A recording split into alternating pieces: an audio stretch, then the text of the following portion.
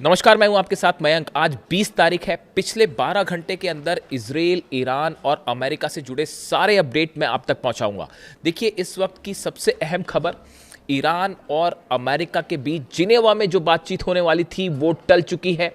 और नतीजा ये है, हालात ये हैं कि इजराइल और ईरान एक बार फिर आमने सामने हैं और किसी भी वक्त इजराइल पर एक बड़ी स्ट्राइक कर सकता है ईरान। इस तरह की खबरें सामने आ रही हैं। देखिए, नेतन्याहू ने ये साफ कर दिया है कि लेबनान से इजरायली सेना वापस नहीं आएगी। Netanyahu says Israeli army will stay in Lebanon as long as necessary. देखिए, ये डील की, इस एमओयू की जो पहली शर्त थी वो यही थी कि लेबनान पर हमले रुकेंगे, लेकिन हमले नहीं रुके। इस शर्त का हिस्सा यह था कि लेबनान से इजराइल की सेना वापस आएगी। नेतन्याहू इसके लिए भी तैयार नहीं है। और हालात ये हैं कि लेबनान के 6 शहरों पर, 6 अलग अलग शहरों पर इजराइल की तरफ से भारी बमबारी की गई है।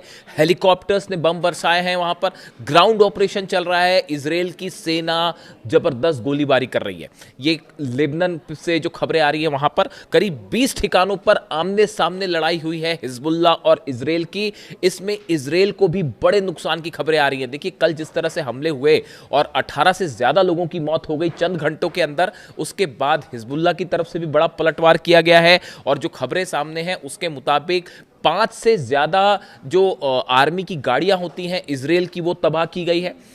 कई टैंक्स, जो मरकावा टैंक्स है, उनको तबाह कर दिया गया है। कई इजरायली सैनिक घायल हुए हैं और मौत की भी खबरें आ रही हैं। यानी हिजबुल्लाह की तरफ से भी अब जबरदस्त पलटवार किया गया है।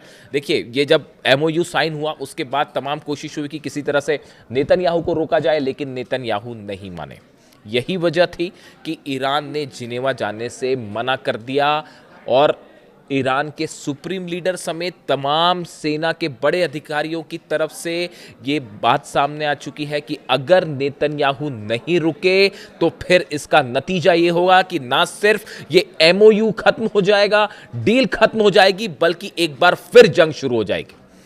और नेतन्याहू के जो बयान सामने आए हैं, नेतन्याहू ने, देखिए, कल 2 बयान दिए। एक बयान मैंने आपको बता दिया कि हम किसी भी सूरत में लेबनान से इजरायली सेना बाहर नहीं आएगी। दूसरी बात जो कि बताया जा रहा है, उन्होंने डोनाल्ड ट्रंप को भी ये बात कह दी है कि इजराइल जो है अपनी सुरक्षा के लिए जो कदम उठाना चाहता है वो उठाता रहेगा, यानी कि हमले जारी रहेंगे। ये बात नेतन्याहू ने साफ कह दी है। अब इसके बाद देखिए, माना यह जा रहा है कि अब डील की स्थिति तो जो है, डील तो बड़ी दूर की बात है। एमओयू की जब पहले दौर की ही बातचीत शुरू नहीं हो पाई तो पूरा क्वेश्चन मार्क लग गया है हर चीज़ पर। हॉर्मूज से जो अमेरिका के जहाज़ थोड़ा पीछे हटे थे, उन्हें रोक दिया गया है वहीं पे। यानी हॉर्मूज अभी फ़िलहाल धीरे धीरे खुलना शुरू हुआ था, लेकिन 24 घंटे के अंदर ही वहाँ पर जो है हालात फिर से एक दूसरे के आमने सामने वाले हो गए। इसी बीच डोनाल्ड ट्रंप का एक बयान आया। देखिए, इस तरह की खबरें चल रही थी कि जेडी वेंस जो है वो नेतन्याहू से नाराज़ है और उन्होंने काफ़ी कुछ कह दिया है कि हम आपको हथियार नहीं देंगे वगैरह वगैरह, इस तरह की बातें। लेकिन डोनाल्ड ट्रंप का बयान आया है। डोनाल्ड ट्रंप ने इस बात को फिर कहा है कि इजराइल हमारा साथी है, नेतन्याहू मेरे दोस्त है और हम इजराइल को हथियार देते रहेंगे। देखिए, ये बात तो है ही। हम हमेशा से आपसे कह रहे थे, मैं बार बार ये बात कह रहा हूँ। इस तरह की जो खबरें आ रही हैं कि ट्रंप और नेतन्याहू में कोई तनाव है, अमेरिका और इजराइल में कोई तनाव है, ऐसा कुछ नहीं है। जो कुछ भी हो रहा है, बड़े सारे एक्सपर्ट से मान के चलते हैं कि जो कुछ भी हो रहा है ये एक बड़ी रणनीति का हिस्सा है और एक बार फिर ईरान के साथ धोखा हो सकता है। इस बात के लिए आरजीसी तैयार है। देखिए, कल बीती रात, मुहर्रम का वक्त चल रहा है, बीती रात ईरान की सड़कों पर लाखों लोग जमा थे। चाहे तेहरान हो, चाहे तमाम अलग अलग शहर, और सब जगह से एक आवाज़ उठ रही है, लब्बैक या हुसैन। और पूरा ईरान एकजुट है। और किसी तरह की, देखिए, एमओयू के पक्ष में तो वहाँ की जनता बाय एंड लार्ज थी ही नहीं।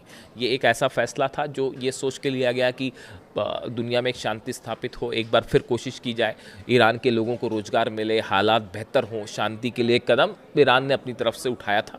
लेकिन एक बार फिर धोखा मिला, जिसको लेकर जो है बार बार यही बात कही जा रही थी। अब इन हालात में ना सिर्फ ईरान की आवाम बल्कि वहाँ की लीडरशिप एक बार फिर बेहद गुस्से में है और बताया जा रहा है कि मुस्तफा खामेनी एक बार फिर कोई बड़ा फैसला कर सकते हैं इस एमओयू को लेकर। और इस बार अगर एमओयू टूटता है या डील के मामले में मामला आगे नहीं बढ़ता है तो ये फिर से जंग की तरफ ले जाएगा। लेकिन इस बीच देखिए, मैं आज छोटा सा जिक्र करना चाह रहा हूँ एक ऐसे मुद्दे का जो बेहद गंभीर है और बताया जा रहा है कि एक बड़ा कोवर्ट ऑपरेशन शुरू कर दिया है बेंजामिन नेतन्याहू ने, मोसाद ने, इजराइल ने। ऐसा ऐसा कई एक्सपर्ट्स बता रहे हैं। ऑपरेशन ऑक्टोपस नाम दिया गया है इसको। देखिए, ये दूसरे दिन 2 दिन पहले एक खबर आई, एक हमला होता है ईरान में। देखिए, ईरान के एक top nuclear scientist doctor Mehrdad की गोलियों से हत्या कर दी गई, उन्हें गोलियां मार दी गई और उनकी मौत हो जाती है। ये ठीक 2 दिन पहले की घटना है। मैं इस पे नज़र बनाए रखा था कि इससे क्या जुड़े अपडेट आते हैं और अब ये बताया जा रहा है कि ये मोसाद से जुड़ा ऑपरेशन हो सकता है। देखिए, ये माना जा रहा है कि ये एमओयू साइन होने के बाद एक बड़ा प्लान तैयार किया गया है जिसमें ईरान के कई टॉप लीडर्स को, कई टॉप साइंटिस्ट को और इसके साथ ही आईआरजीसी के बड़े अधिकारी, वो सब के सब मोसाद के निशाने पे हैं और किसी पर कभी भी हमला हो सकता है ताकि ये डील, ये एमओयू मामला आगे ना बढ़ पाए। और ये जो ईरान के टॉप साइंटिस्ट हैं डॉक्टर मेहरदाद, इनका बहुत बड़ा रोल रहा था ईरान के न्यूक्लियर प्रोग्राम में, उनकी हत्या हो जाती है। इसके साथ ही एक बड़ी स्थिति यह है कि यूक्रेन में भी कई न्यूक्लियर साइंटिस्ट को निशाना बनाया जा रहा है। जो नई रिपोर्ट आई है उसके मुताबिक यूक्रेन के हमलों में एनरगोडार इलाका है, वहां पर जो ड्रोन स्ट्राइक्स हुई, मिसाइल स्ट्राइक्स हुई, उसमें रूस के 2 बड़े न्यूक्लियर साइंटिस्ट को निशाना बनाया गया।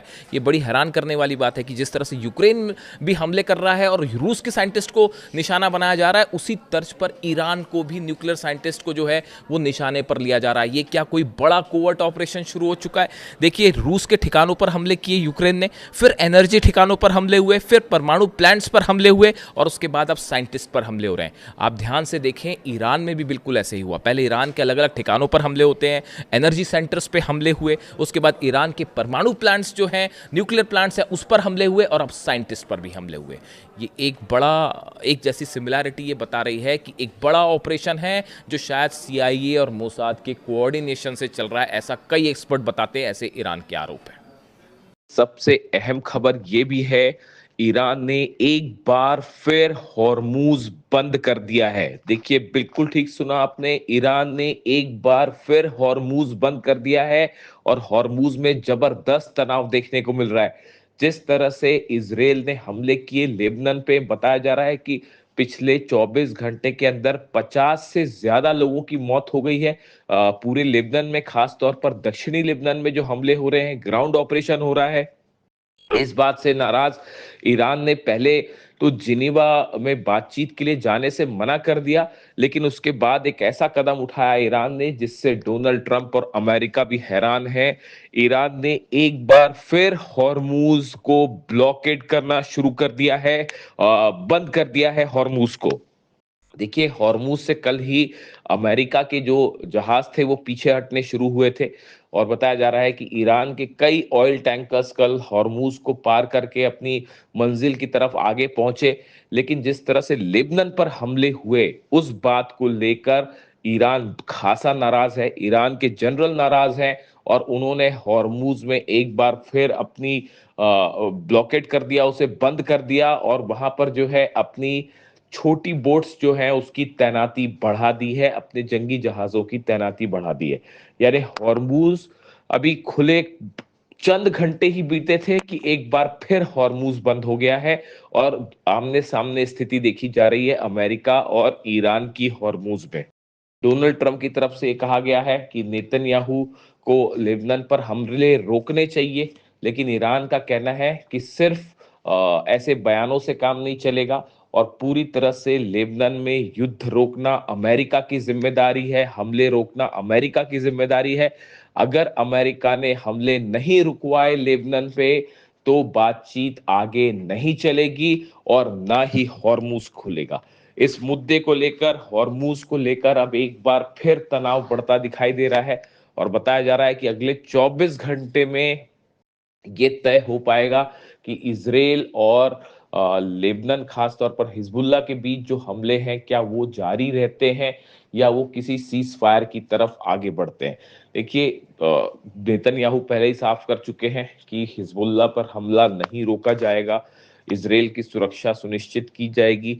लेबनान में जो जमीन पर इसराइल ने कब्जा किया है, नेतन्याहू उसे भी खाली करने के लिए राजी नहीं है, पीछे आने के लिए राजी नहीं है। ऐसे में ईरान और अमेरिका की बातचीत कितने दिन चल पाएगी, इसको लेकर अब बड़ा सवाल खड़ा हो गया है।